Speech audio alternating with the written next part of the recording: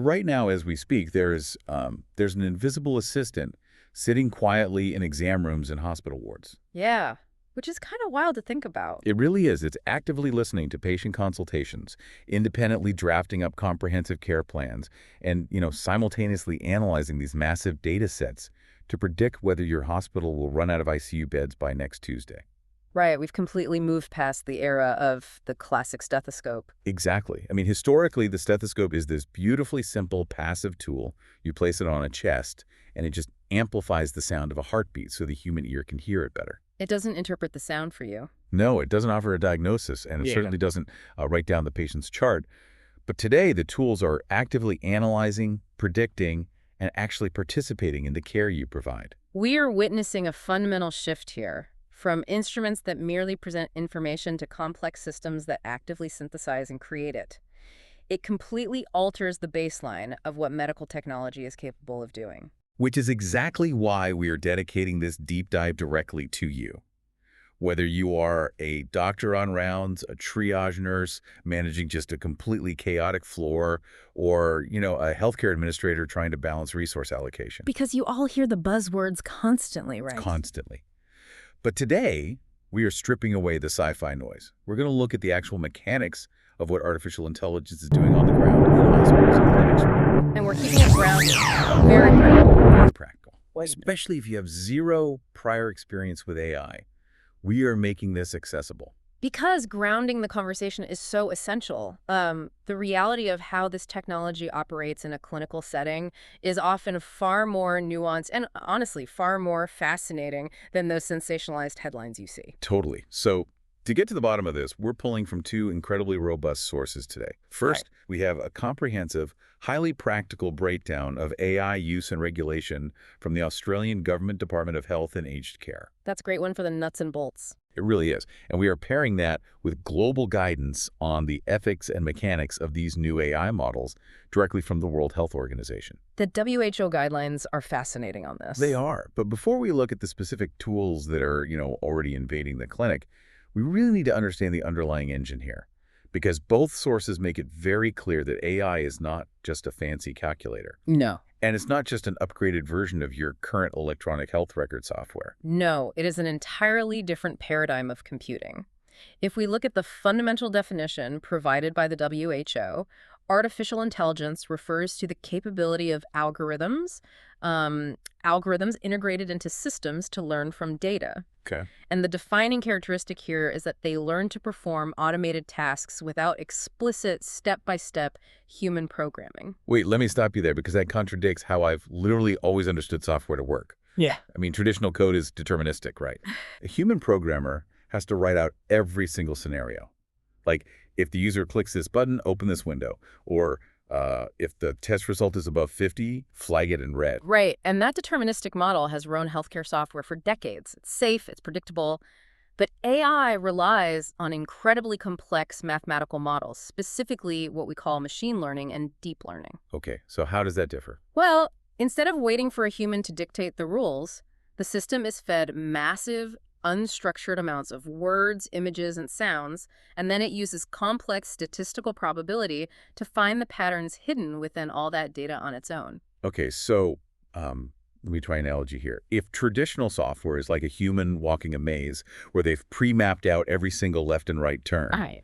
AI is more like dropping a million drops of water into that same maze. You don't tell the water where to go. It just naturally finds the fastest route to the exit by trying every possible path simultaneously, just based on the physics of its environment. That spatial analogy captures the mechanism perfectly. The AI is essentially finding the most mathematically probable path through all that data. Wow. And the WHO guidelines highlight that this pattern recognition has recently evolved into something much more powerful, which is called generative AI. Right, generative AI. We hear that term everywhere. Everywhere. And it's because this technology doesn't just identify a pattern like, say, spotting a fracture on an X-ray. It uses its understanding of those learned patterns to generate entirely new, original content. It's making things. Exactly. We are talking about generating new text, synthesizing new images, creating video, you name it. That feels like crossing a massive threshold. Like, it's one thing for a machine to say, hey, this X-ray is mathematically similar to these other X-rays. It's fair classification. Right. But it is a completely different ballgame for a machine to say, based on the patterns in this X-ray, let me just write a complete original diagnostic report in natural human language. I mean, how does it even bridge the gap between a visual image and a written word? It bridges that gap through what the WHO calls large multimodal models, or LMMs. LMMs. Right. They are also known as general-purpose foundation models. And what these systems do is translate different types of data, so text, audio, and visual, into a shared mathematical language. Oh, interesting. So they all speak the same underlying language. Exactly. Yeah. Because everything is converted into these underlying numerical representations, which are called vectors, the model can take in one type of data, like a photograph of a patient's wound process, the mathematics of that image, and then spit out a diverse, entirely different output. So it goes from image to text. Yep. It could generate a text-based treatment protocol or even, a statistical prediction of how many days that specific wound will take to heal. That is insane. So it is entirely multimodal. It doesn't care if the input is a spoken conversation and the required output is a structured Excel spreadsheet. Right. It just translates the math. Just translates the math. And taking that a step further, this seamless translation across different data types is exactly why the WHO predicts LMMs will have sweeping foundational impacts across the board. Like what kind of impacts? We are looking at accelerating drug development by mapping molecular structures to biological outcomes, analyzing global public health trends in real time, and, completely overhauling direct patient care. Well, let's look at that direct patient care piece.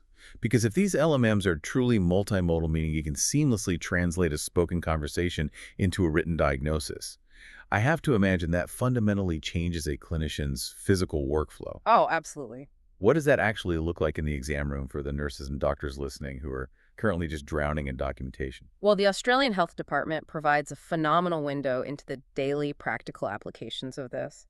And it starts exactly where you'd expect, administrative relief. Which everyone needs. Desperately. Generative AI scribes are perhaps the most immediate, tangible benefit for a clinician today. These tools sit in the room, usually just as an app on a smartphone or a tablet, and they literally listen to the patient consultation. But wait, dictation software has been around for years. Doctors dictate notes into a microphone all the time. Right, they do. But the mechanism here is completely different from dictation. Traditional dictation software simply matches the phonetic sound of your voice to a word. It types exactly what you say. An AI scribe uses large language models to actually comprehend the semantics and the context of the conversation. Context being the key word. Exactly. So say the patient spends 5 minutes talking about their grandson's baseball game, right? And then casually mentions that they get slightly winded when they walk up the stairs.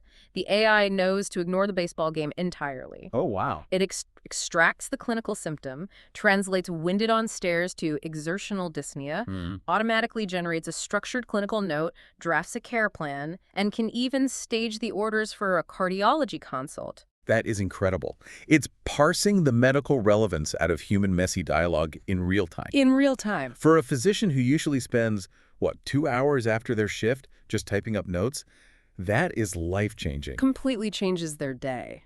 But the sources also mention administration and logistics. It's doing something similar for the hospital system as a whole, isn't it? It is. On a macro level, AI is pulling off incredible logistical feats. Hospital administrators can use AI to analyze massive amounts of patient risk data from electronic medical records to predict bed usage. Wait, to actually predict it before it happens. Exactly. Oh, The wow. system isn't just looking at who is currently sitting in the waiting room, it's cross-referencing historical admission rates, real-time community health data, and local variables all at once. So it could theoretically look at, a sudden drop in temperature outside, combine that with wastewater data showing a spike in influenza in a specific zip code, and then tell the hospital administrator, hey, your respiratory ward is going to be over capacity by Thursday afternoon. Yes, that is exactly what it does. And the implications of that are huge for resource allocation. It shifts hospital administration from a purely reactive stance, scrambling to find beds when the ER is already overflowing, Which is a nightmare. to a proactive strategy. You can adjust staffing schedules and transfer patients days before the surge actually hits. That is massive for hospital admins. But moving from logistics back to direct patient care, I really want to look at diagnostics. Okay. Because the Australian data, heavily features imaging, which makes sense given what we just discussed about pattern recognition. Right. Visual data. But how is AI actually outperforming the current standard of care when it comes to reading an X-ray or an MRI? It really comes down to consistency and pixel-level analysis. Think about it. Think about it. A human radiologist might review 100 complex scans in a single shift. Which is exhausting. Exactly. By scan number 99, human biology dictates that their eyes will experience visual fatigue. Their brain naturally starts to blur the microdetails. They're just tired. Right. But an AI model evaluates the density of the pixels in scan number 100 with the exact same mathematical rigor and processing power as it did for scan number 1. It never gets tired. Never. The Australian government notes it's being heavily utilized in cancer screening, so analyzing images to detect cervical, breast, and prostate cancer, and it frequently catches microscopic anomalies that the human eye simply misses. That is phenomenal. And what fascinates me is how these diagnostic tools are also breaking down geographical barriers. Like the applications in dermatology and wound care completely leaped off the page for me. Oh, the remote monitoring capabilities are completely changing the landscape, especially for regional and rural healthcare. Because they don't have a specialist down the street. Exactly. Patients no longer need to travel 3 hours to a specialist clinic just to have a surgical wound checked. They can take a photograph of the wound with a standard smartphone camera. It's a regular phone. Yep. The AI analyzes the image, measures the precise surface area of the wound, evaluates the color of the tissue to detect early signs of infection, and then tracks the healing trajectory over time. It literally brings the analytical power of a specialist directly into the patient's living room. It does. And then on the absolute opposite end of the intensity spectrum, the sources mention AI being embedded directly into the operating room. Yeah, surgical robotics are integrating AI to act as these highly precise, data-driven co-pilots. Co-pilots, like they're flying the plane with the surgeon. Kind of. These tools can assist surgeons in real time by analyzing video feeds from microscopic cameras during the procedure. They can identify critical blood vessels or nerve pathways to avoid, and even help to operate instruments with a level of microscopic precision that human hands just can't reliably maintain. Okay, I am entirely on board with scribes, the predictive bed management, the pixel-perfect x-rays, and the surgical co-pilots. All of that sounds amazing. But we need to discuss a specific application mentioned in the Australian government source that gives me serious pause. I think I know which one you're talking about. Yeah, they highlight aged care homes using AI robots for companionship and monitoring. Right. That specific application always sparks a very intense reaction. Because healthcare, especially aged care and palliative care, is fundamentally built on human empathy. Are we reaching a point where we're outsourcing that empathy to a machine? It just feels incredibly dystopian to think a nurse is too busy dealing with, predictive bed logistics, so we just stick a tablet on wheels in front of a lonely senior resident and call it care. It is a completely valid fear, and frankly, it is the exact ethical dilemma that global regulators are wrestling with right now.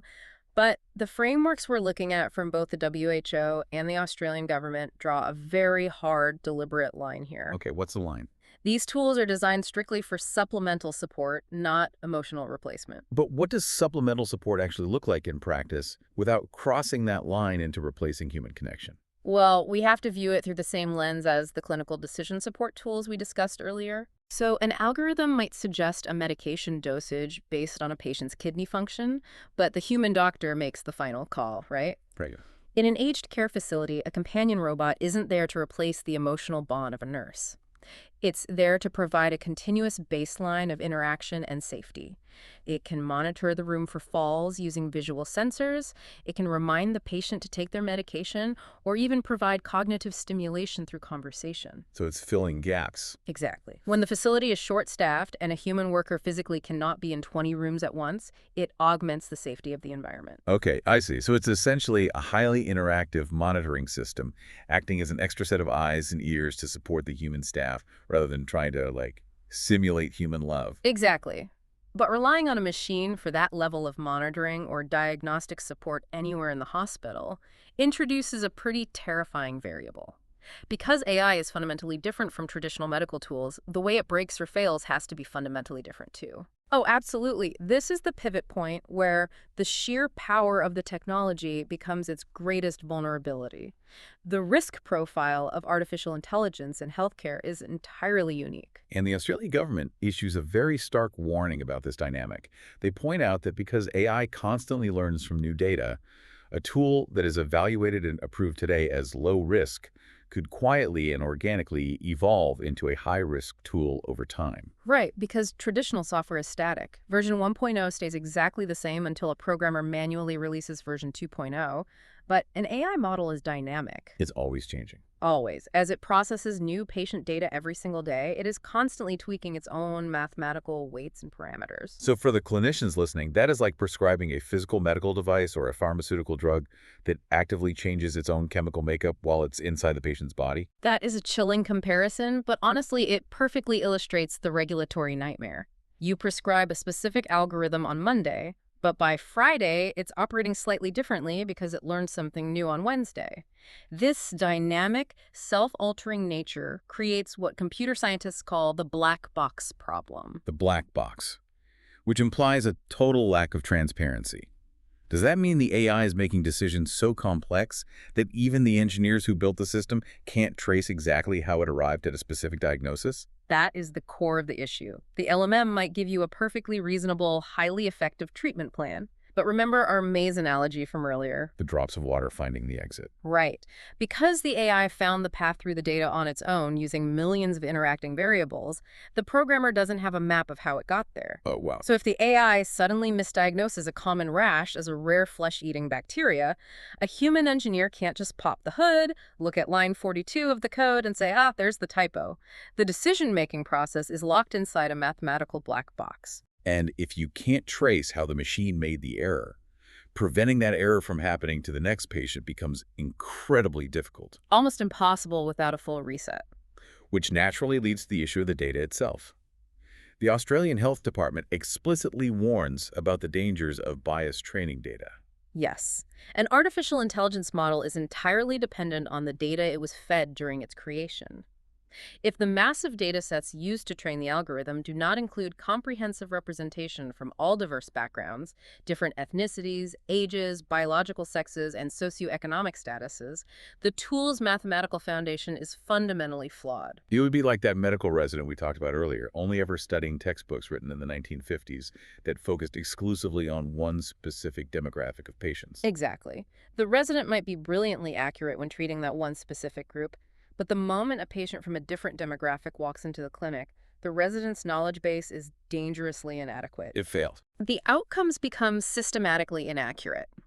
If a dermatology AI is only trained on images of light-colored skin, the pixel analysis algorithm mathematically fails when presented with dark-colored skin. That is terrifying. It isn't just an abstract concern, it is a mechanical failure of the tool that directly leads to patient harm. And alongside the imperative for diverse data is the monumental challenge of data privacy. Because to build these models and ensure they're accurate for everyone, you need mountains of personal, intimate medical records. You need millions of data points, and when you aggregate that much highly sensitive health data into centralized servers to train an LMM, it creates an unprecedented target for cyber attacks. That's a goldmine for hackers. If the architecture isn't protected with the absolute highest tiers of cybersecurity, the potential for a catastrophic privacy breach is staggering.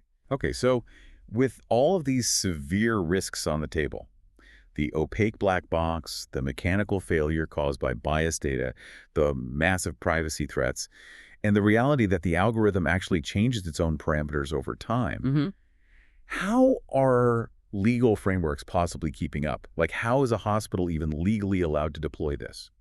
Well, governments are being forced to mobilize incredibly fast. If we look at the model being established in Australia, their Therapeutic Goods Administration, or the TGA, has taken a definitive stance here. What are they doing? They are legally regulating certain categories of AI tools exactly as they regulate physical, tangible medical devices. Really? So for the clinicians listening, that means the invisible software algorithm suggesting your patient's medication dose has to pass the exact same rigorous safety and efficacy hurdles as, like, a physical pacemaker or an artificial hip implant. Exactly. If the AI tool is actively involved in the diagnosis, treatment, monitoring, or prediction of a disease, it falls strictly under medical device regulation. That makes a lot of sense. It does, but the authorities recognize that slapping old rules onto new technology isn't enough. The Australian government recently completed a massive national review to figure out how to implement this safely on the actual hospital floor. Because they aren't just looking at the overarching laws, they have to figure out how a nurse or doctor safely interacts with the black box during a 12-hour shift. Right. They are actively developing AI clinical use guides in partnership with safety commissions. These guides provide clinicians with practical frameworks for verifying AI outputs and understanding when to override the machine. Giving humans the final say. Exactly.